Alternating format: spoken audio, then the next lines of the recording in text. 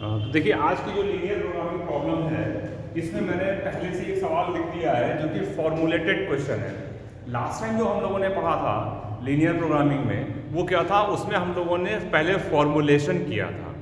Formulation में क्या होता है कि हमें ऑब्जेक्टिव फंक्शन बनाना पड़ता है और सब्जेक्ट टू कंस्ट्रेंट, और ये होता है नॉन नेगेटिव रेस्ट्रिक्शंस। यहाँ पे आपके लिए ये आसान हो गया है सवाल, क्योंकि इसमें ऑलरेडी फॉर्मुलेटेड है, इसमें फॉर्मुलेशन नहीं करना है। तो इस सवाल में जो आपको काम करना है वो केवल इसको सॉल्व करना है। तो सॉल्व करने के लिए हम लोग पहले इसको देखिए आइसो कॉर्नर मेथड से सॉल्व करेंगे। सॉल्व करने से मैं आपको कैसे स्टेप बाय स्टेप करना है वो मैं आपको बताता हूँ। आप जब सॉल्व करेंगे तो देखिए ये जो मैक्सिमाइज करना है ये हमारा ऑब्जेक्टिव फंक्शन है जिसको हमें मैक्सिमाइज करना है। अब जो इन इक्वेशन दी गई हैं, इन इक्वेशंस के जो सोल्यूशन होते हैं वो इनफाइनाइट होते हैं। जैसे अगर लिखा है कि x + 5 इज लेस देन 0, तो जो x की वैल्यू होगी वो क्या होगी, वो इनफाइनाइट वैल्यूज होंगी। x इज लेस देन -5, यानी x बिलोंग करेगा -∞ से -5 के बीच में। इतने सारे इनफाइनाइट आंसर्स जो हैं आपके वो होंगे। तो हम इतने सारे आंसर्स को कैसे शो करेंगे, नहीं शो कर पाएंगे यहाँ पे। तो हम क्या करेंगे, पहले ये इन इक्वेशंस को इक्वेशन में बदलेंगे। इक्वेशन में बदलेंगे क्योंकि हमें इसका ग्राफ भी बनाना है, और ग्राफ इन इक्वेशन की बजाय इक्वेशन का बनता है। तो मैं आपको बना के दिखाता हूँ कैसे इसका ग्राफ बनेगा। तो देखिए जो इन इक्वेशन 1 है, convert in equation 1 into equation, इसको हमने इक्वेशन में कन्वर्ट कर दिया। तो जब इक्वेशन में कन्वर्ट करेंगे तो x + 2y = 10, ये एक लाइन है, ये एक लीनियर इक्वेशन है और every linear equation represents a line. तो ये एक सरल रेखा को निरूपित करेगा। अब वो सरल रेखा कहां से जाएगी, उसका ग्राफ कैसे बनेगा, तो इसके लिए देखिए ये जो लाइन है ये x एक्सिस या y एक्सिस को कहीं कट करेगी। तो अगर ये line, if this line cuts x axis, जब ये x एक्सिस को कट करेगी तो वहां पे y क्या हो जाएगा, 0, यानी x = 10 आ गया। तो पॉइंट क्या आया, 10, 0। सिमिलरली ये लाइन अगर y एक्सिस को कट करेगी तो आप क्या करेंगे, x को 0 रखेंगे। तो 2y = 10, y = 5। ये पॉइंट हो गया A, और यहाँ पे जो पॉइंट मिला वो B हो गया 0,5। तो ये आपने 2 पॉइंट निकाल दिए जहां से ये लाइन पास होगी। अब हम यहाँ पे एक ग्राफ भी बनाते चले, जिसके देखिए इसमें हमने ग्राफ में कुछ पॉइंट्स को शो करना है, 1 2 3 4 5, 1 2 3 4 5। ये हमने कुछ पॉइंट्स ड्रॉ कर लिए हैं।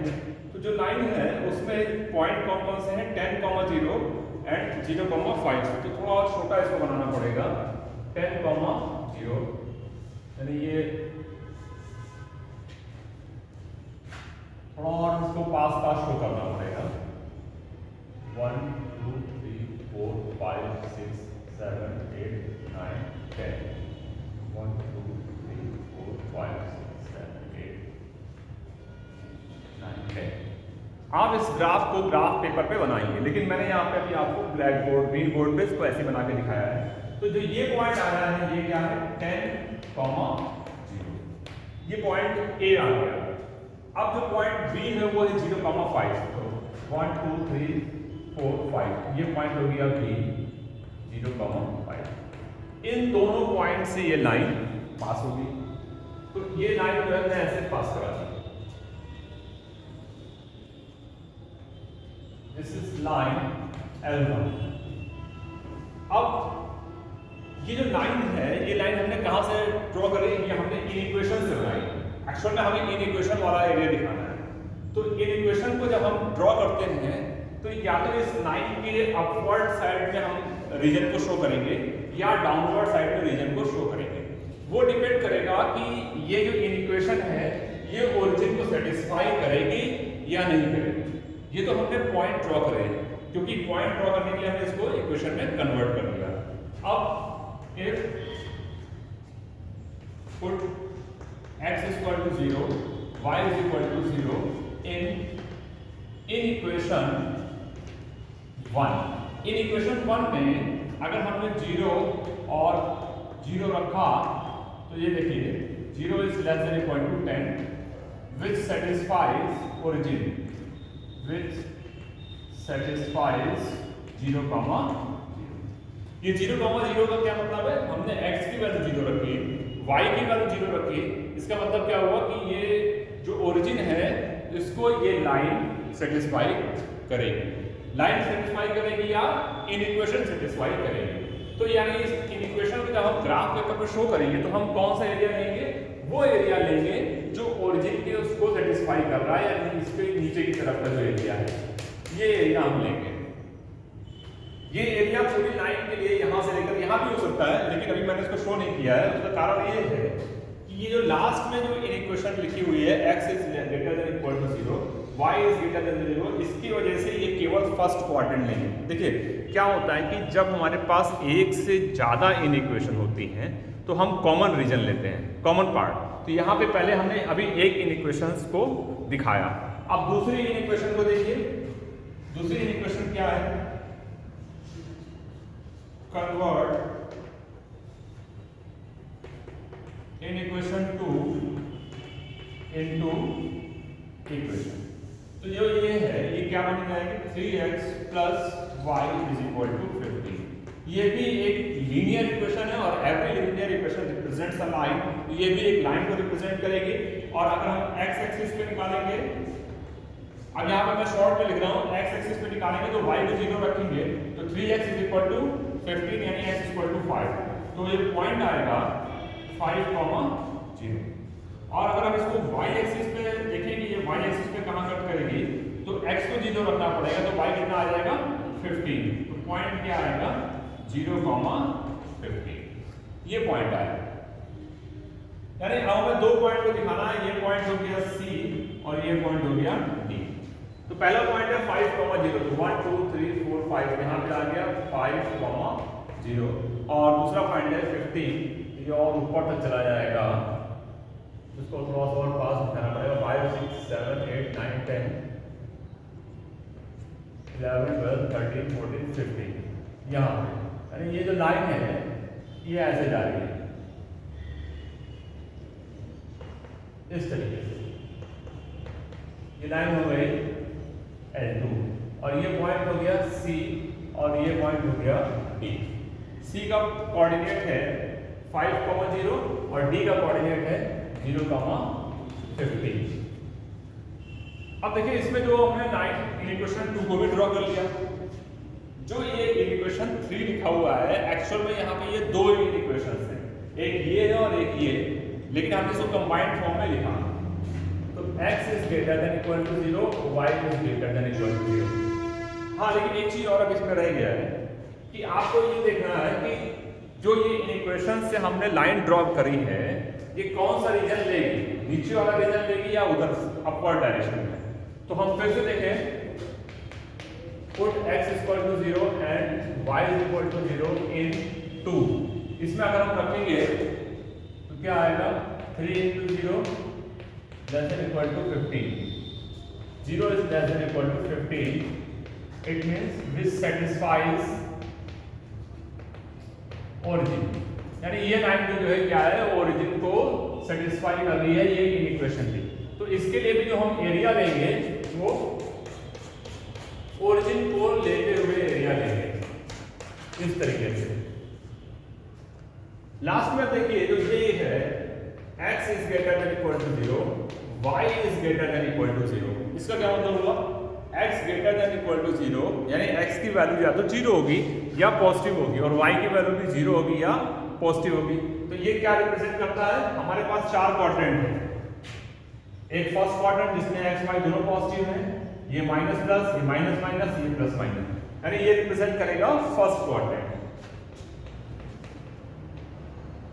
Represents first quadrant. First quadrant को ही रिप्रेजेंट करेगा। यानी जो हम यहाँ पे शो कर रहे हैं या इस लाइन के लिए जो हम यहाँ पे शो करने वाले थे वो एरिया हमें नहीं लेना है। क्यों नहीं लेना है? क्योंकि हमारे पास एक से ज़्यादा इनइक्वेशन है और जब एक से ज़्यादा इनइक्वेशन होती हैं तो हम हमेशा कॉमन रीजन लेते हैं। तो कॉमन रीजन हमारे पास क्या होगा? देखिए एक लाइन ये जा रही है और एक लाइन ये जा रही है, ये दोनों ओरिजिन को सेटिस्फाई कर रही है। और जो ये कह रहा है तीसरा इनइक्वेशन कि ये फर्स्ट क्वाड्रेंट को लेंगे, तो यानी हमारे पास जो फर्स्ट क्वाड्रेंट को ही लेना है ये पूरा, लेकिन फर्स्ट क्वाड्रेंट में ये एरिया नहीं लेना है क्योंकि ये लाइन सेटिस्फाई नहीं करेगी। और अगर हम ये वाला एरिया ले लेंगे तो ये लाइन सेटिस्फाई नहीं करेगी, यानी ये एरिया भी नहीं लेना है। और अगर हम ये एरिया लेंगे तो ये लाइन तो सेटिस्फाई करेगी लेकिन ये लाइन उस एरिया को सेटिस्फाई नहीं करेगी। इसका मतलब है कि हमको ये वाला एरिया भी नहीं लेना है, हमें कॉमन रीजन लेना है जो कि ये है, ये हमारा कॉमन रीजन है। ये हमने कॉमन रीजन को यहाँ पे शो किया। ये सब एरिया आपको नहीं लेना है। तो अब इस कॉमन रीजन को जो हमने लिया है इसके लिए हमारे पास कॉमन रीजन कौन कौन सा हो गया? O, ये पॉइंट C है, इस पॉइंट को P ले लिए और ये पॉइंट B पहले ही लिख चुके हैं। Therefore, common region is O, C, P, B। ये हमारा कॉमन रीजन है। अब हमें आइसो कॉर्नर मेथड अडॉप्ट करना है। आइसो कॉर्नर मेथड माने इस जो एरिया निकला है इस एरिया का आप कॉर्नर पॉइंट ही लेंगे। कॉर्नर पॉइंट कौन से हैं? O, C, P और B। तो C हमें मालूम है O क्या है, वो तो ओरिजिन हो गया। C 5,0 है, B क्या है मालूम है, हमें निकालना है क्या है P। ये P पॉइंट निकलेगा कहां से? ये P है intersection of line 1 and line 2। तो ये पॉइंट कहां से निकलेगा? For point P for the coordinates of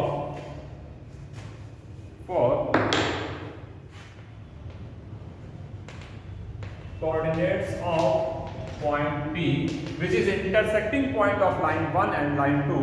तो इसको हम कैसे निकालेंगे? Solving equation of line 1 and 2। Line 1 क्या है? लाइन 1 है x plus 2y is equal to 10 और लाइन 2 क्या है? 3x plus y is equal to 15। अब हमें इसको सॉल्व करना है। सॉल्व करने के बहुत सारे मेथड है, क्रॉस मल्टीप्लिकेशन मेथड या एलिमिनेशन मेथड, सब्स्टिट्यूशन मेथड। तो आप यहां से देखिए सॉल्व करने के लिए इसको अगर हम 2 से मल्टीप्लाई करते हैं तो ये क्या बन जाएगा? ये हो जाएगा 6x। चलिए नेक्स्ट लिख लेते हैं यहाँ पे 6x plus 2y is equal to 30। इसको हमने 2 से मल्टीप्लाई कर दिया। अब अगर हम इसको सब्ट्रैक्ट करेंगे तो ये पॉइंट कट गया, -5x is equal to -20। तो x की वैल्यू आ गई 4। अब हम x की वैल्यू किसी भी एक में रख दें तो 4 plus 2y is equal to 10, 2y is equal to 6, y is equal to 3। तो जो पॉइंट P है वो हमें मिल गया। ये पॉइंट P क्या है? 4,3। तो ये पॉइंट P भी हमें मिल गया 4,3। अब हमें करना क्या है? एक टेबल बनानी है और उस टेबल में इन पॉइंट्स को हमें सेटिस्फाई करा के देखना है किसमें? Objective function. ऑब्जेक्टिव फंक्शन है z is equal to 3x plus y। तो यहाँ पे आ गए आपके पॉइंट्स और ये हो गया objective function. Points and objective function. तो ऑब्जेक्टिव फंक्शन हमारा क्या है? ऑब्जेक्टिव फंक्शन है z is equal to 3x plus 2y। इसको हमें क्या करना है? मैक्सिमाइज देखना है। और पॉइंट्स कौन कौन से हैं? 0। अब 0 को आप इसको ओरिजिन को छोड़ सकते हैं क्योंकि इस पे मैक्सिमाइज तो होगा नहीं। तो अब पॉइंट कौन सा बचे? C 5,0 और इसको एक लाइन में और यहाँ पे मैं बढ़ा देता हूँ। Objective function z is equal to 3x plus 2y।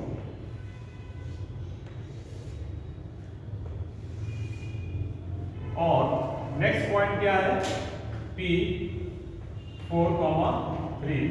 उसके बाद नेक्स्ट पॉइंट है B, वो है 0,5। अब आपको देखना है कि इन तीनों पॉइंट्स पे हमारे ऑब्जेक्टिव फंक्शन की वैल्यू क्या है, और जो वैल्यू मैक्सिमम होगी वही हमारा आंसर होगा। तो पहले हम C को रख के देख रहे हैं, z इज इक्वल टू 3, 5,0 यानी 5x की वैल्यू 5 हो गई, y की 0, 15। P पे वैल्यू क्या है, z is equal to 3 into P की x की वैल्यू 4, 2 इंटू 3, ये आ गया 18। नेक्स्ट है 0,5, तो 3 इंटू 0 प्लस 2 इंटू 5, ये वैल्यू आ गई 10। तो जो हमारी टेबल है उसमें अगर हम देखें तो इसमें तीनों में जो मैक्सिमम वैल्यू है वो कौन सी है, मैक्सिमम वैल्यू है 18, और किस पॉइंट पे है, 4,3। देयरफॉर